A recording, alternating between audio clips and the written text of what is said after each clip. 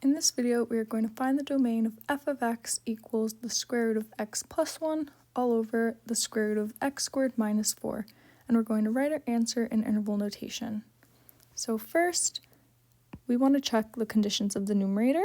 So we have the square root of x plus 1, so we want to make sure that everything under the radical is greater than or equal to 0. That means we want to check that x plus 1 is greater than or equal to 0.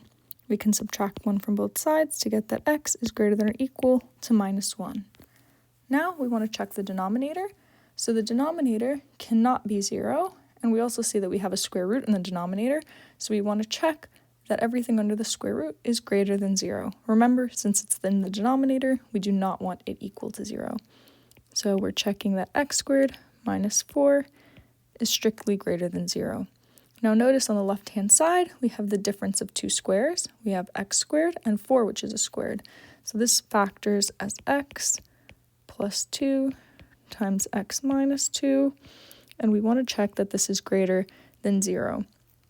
Well, when is this equal to 0? This is equal to 0 when x plus 2 equals 0 or x minus 2 equals 0. So we do not want that to happen. So this tells me if I subtract 2 from both sides, x is not equal to minus 2. And if I add 2 to both sides, this tells me x is not equal to 2. So on the number line, I can mark down minus 2 and 2, and x cannot be these values, so I make an open circle. And now I want to see if in these three intervals, x squared minus 4 is positive or negative. So what I'll do is I'll just choose some values to plug in and see what we get. So first, let's choose something in this interval. Let's choose 3. So can do x, well, x is 3 in this case, so we'll do 3 plus 2 times 3 minus 2. That's 5 times 1, which is 5, and that is greater than 0. So this is positive. Now let's see what happens in this interval. I'm just going to choose 0, which is in between minus 2 and 2. So this is 0 plus 2 times 0 minus 2. So this is just 2 times minus 2, which is minus 4. That is less than 0. So this is negative. And now we have one more interval to check. Let's choose something less than minus 2. Let's choose minus 3. So we have minus 3 plus 2 times minus 3 minus 2.